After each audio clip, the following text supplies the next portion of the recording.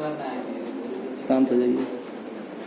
चलिए, तो आज हम लोग जानने की कोशिश करेंगे कि किसी का भी दर्पण या लेंस जो होता है वो वास्तव में कैसा होता है, उसका क्या वक्रता केंद्र होता है, क्या उसका ध्रुव होता है, क्या क्या चीज होता है, सारी चीज।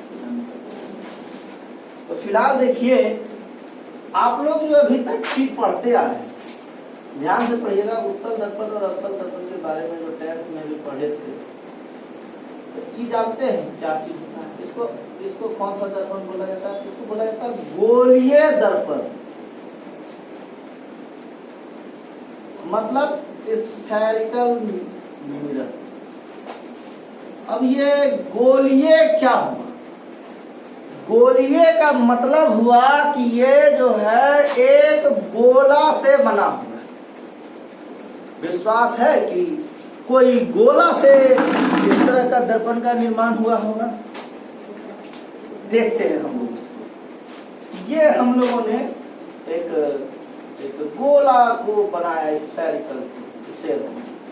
ये स्फेयर कोई गोला है, इसका हम लोग एक साइड को रंग देते हैं।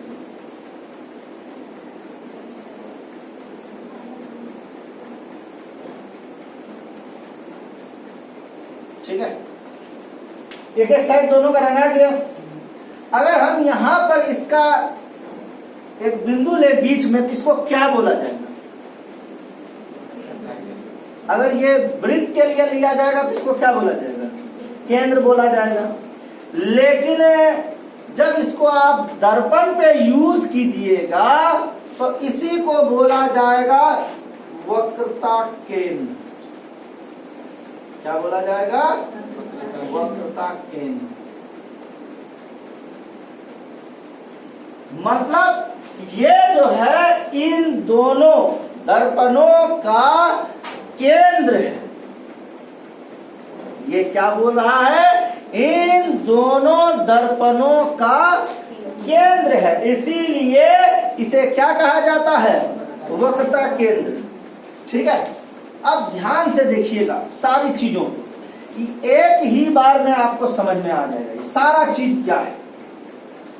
तो अगर हम इसको संख्या रेखा पर लें, तो इसको अगर मिटा दिया जाए तो ध्यान से देखें तो देखिए ये भाग कैसा आपको दिख रहा है? उठा हुआ दर्पण बोला जाए तो उत्तल दर्पण। जिसे उत्तल दर्पण याद नहीं हो पाता है वो याद रखिए उत्तल दर्पण मतलब उठा हुआ, उभरा हुआ, जिसका सतह हमको छूने पर कैसा महसूस हो कि ये उठा हुआ है, तो उसको कौन सा दर्पण बोला जाएगा? और अगर इसको देखा जाए तो इसका सतह क्या है? धंसा हुआ है। तो धंसा हुआ को ये अवतल में गिर गया ना, तो इसको बोला जाएगा अवतल।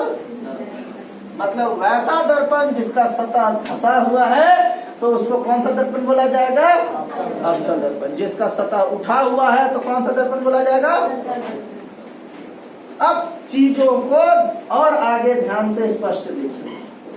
ठीक है, जैसा कि 10th में भी हम लोग प्रूफ कर चुके हैं और अभी कुछ चीजें अभी हम लोग अभी सामने में प्रूफ भी करने की कोशिश करेंगे। अब इन दोनों चीजों को हम सेपरेट कर लेते हैं ताकि चीजें और स्पष्ट से हमें समझ में आ सके। इसका तो वक्रता केंद्र इधर है, इसका वक्रता केंद्र इधर है ना।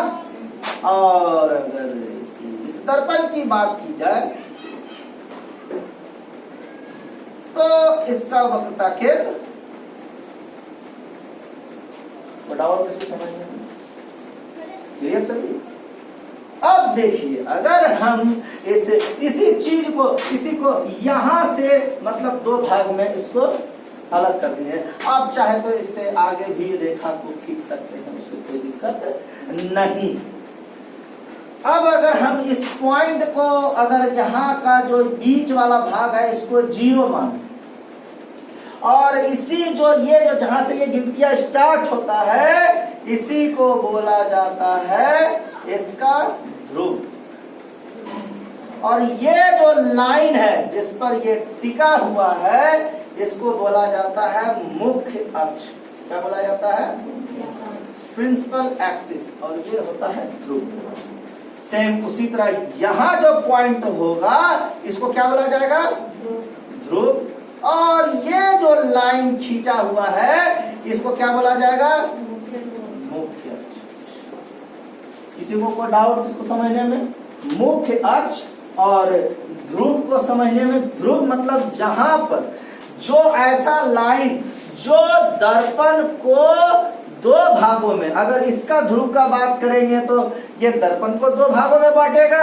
अगर आप लेंस में बात कीजिएगा तो लेंस को दो भागों में बांटेगा। सीधा सिंपल सा चीज, वैसा पॉइंट जहां से उसको अलग किया जाए तो दो बराबर भागों में बंट जाए, तो उसी को हम लोग क्या बोलेंगे?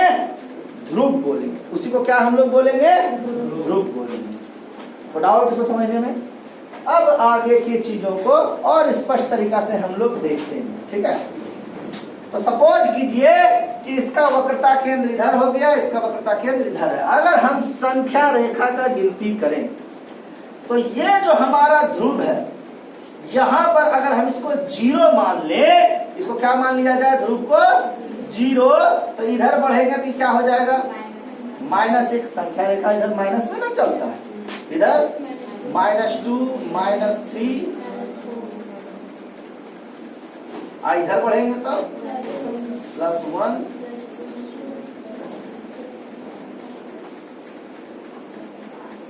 ऐसे है ना। और अगर इसकी बात करें तो सेम उसी तरह यहाँ 0 है, इधर -4, -5, और इधर अगर बढ़े तो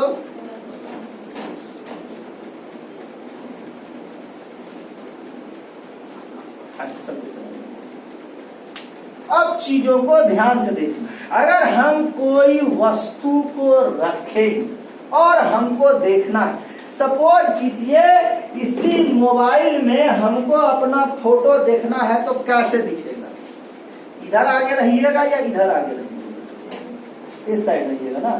तो अगर हम ऐसे रख दें तो किधर होने के बाद ये फोटो हमें दिखेगा? इस साइड। यानी कि हमेशा किसी भी हालत में वस्तु किधर रखाएगा? और वस्तु हमेशा किधर रखाएगा? प्लस में या माइनस में? किसी को कोई डाउट? तो इसीलिए वस्तु की दूरी हमेशा कौन सी में हो जाएगा? तो डाउट इसको समझने में? अब हम यहाँ पर एक चीज को देखते हैं। सोचिए कोई लाइट रे यहाँ से चलती है, लाइट रे चलती है, टकरा जाती है। टकराने के बाद ये बताइए कि ये तो हमारा दर्पण है, तो दर्पण से टकराने के बाद उसमें घुस जाता है या फिर रिफ्लेक्ट होता है? तो ये सोचिए इस पर टकराया और कैसे रिटर्न होगा? ऐसे ही रिटर्न हो सकता है। कोई उपाय है इसका? उल्टा हो गया है, ऐसे होगा तो ये रिफ्लेक्ट हो गया। तो रिफ्लेक्ट हो गया तो अब ये जो इधर मुड़ गया, पता चल रहा है कि कहां से ये आ रहा है। ये हमको लग रहा है कि वो इस तरफ से आ रहा है, लग रहा है, ना कि वास्तव में हुआ है। क्या हो रहा है यहाँ पे? लग रहा है। इसीलिए इसको हम आभासी बोलते हैं। इधर चाहे प्रतिबिंब हो, चाहे जो भी चीज हो, तो उसको हम लोग क्या बोलेंगे? आभासी। जो पॉजिटिव डायरेक्शन में होगा उसका केवल आभास किया जा सकता है। वो आभास इसलिए होता है कि भाई पीछे न कहीं पर बन रहा है, उसको हम लोग छू नहीं सकते हैं, मतलब स्पष्ट देख नहीं सकते हैं। लेकिन जो वर्चुअल इमेज जो होता है, जो हमें दिखाई देता है, जिसका हम फोटोग्राफी कर सकते हैं, वो हमेशा किस तरफ बनेगा? माइनस की ओर। वो कैसे बनेगा अभी हम लोग देखेंगे। तो ये इधर से आ रहा है, तो अगर जहां से ये लग रहा है आ रहा है, जहां से ये लग रहा है आ रहा है, इसी को दर्पण का फोकस कहा जाता है। तो इसका परिभाषा अगर देने का हुआ तो क्या हुआ हो गया कि प्रकाश की किरणें दर्पण से परावर्तन के बाद जिस बिंदु से आती हुई या होती हुई जाती है, उसी बिंदु को हम क्या कहेंगे? दर्पण का फोकस कहेंगे। क्लियर सभी फोकस के मामले में। अब अगर हम ये अवतल दर्पण की चर्चा करना चाहें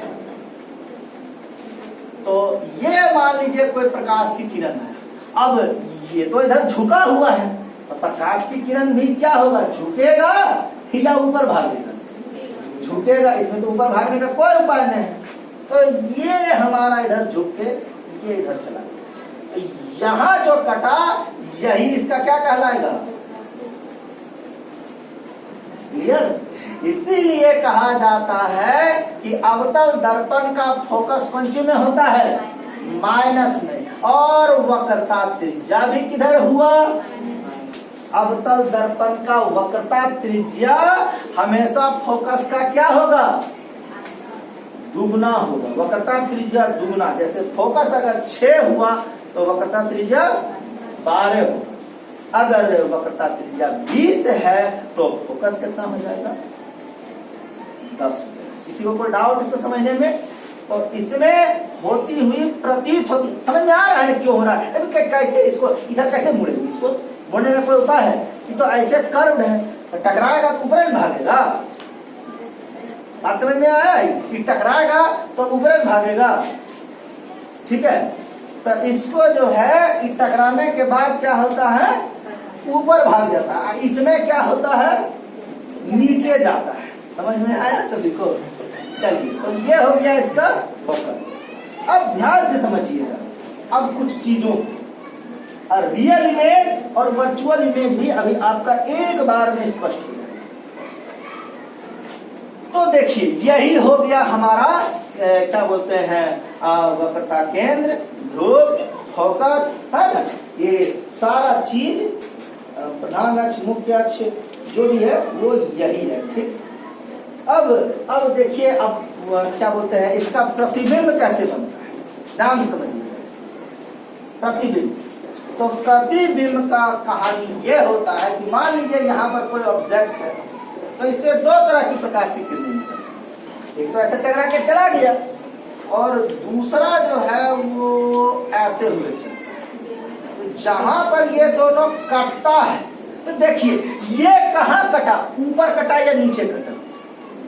ऊपर कट गया। तो इसको अगर ऐसे कर दिया जाए तो इसका प्रतिबिंब कैसा बना? उल्टा या सीधा? ये इस पर टकराएगा तो इसी दिशा में बैरंग वापस आएगा। तो ये भी हमको मानना पड़ेगा कि ऐसे करते हुए जा रहा है। ये वास्तविकता नहीं है, ये भी माना जाता है। इस दिशा में ऐसे क्या हो रहा है? वापस जा रहा है, जिसके कारण इसका प्रतिबिंब कैसा बना? सीधा या उल्टा? अगर सीधा बनेगा तो वो हमेशा क्या होगा? काल्पनिक होगा, क्योंकि सीधा प्रतिबिंब इधर बन ही नहीं सकता।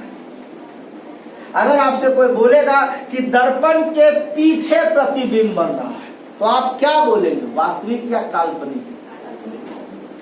दर्पण के आगे प्रतिबिंब बन रहा है, चलिए आगे होगा तब ये नहीं स्पष्ट हमें नजर आएगा और हमें दिखेगा भी। वर्चुअल इमेज हमें उसको पर्दे पर प्राप्त, मतलब वो ऐसा इमेज बनता है कि उसका फोटोग्राफी में इस्तेमाल नहीं किया जा सकता। समझ में आया? क्लियर सभी इस बात को?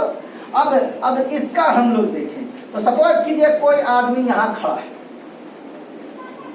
तो एक रेज ऐसे हुआ और इससे भी दूसरा रेज निकलेगा, तो वो ऐसे टकरा जाएगा, है ना? जहां ये टकराया, अब ये नीचे जाएगा या ऊपर जाएगा? नीचे जाएगा। अब इसका प्रतिबिंब कैसा बना? मजा आया समझने में? क्लियर हुए कि इसका प्रतिबिंब कैसा बनेगा? तो इसमें हमेशा, इसमें एक ही कंडीशन होता है और हमेशा आभासी प्रतिबिंब ही बन सकता है।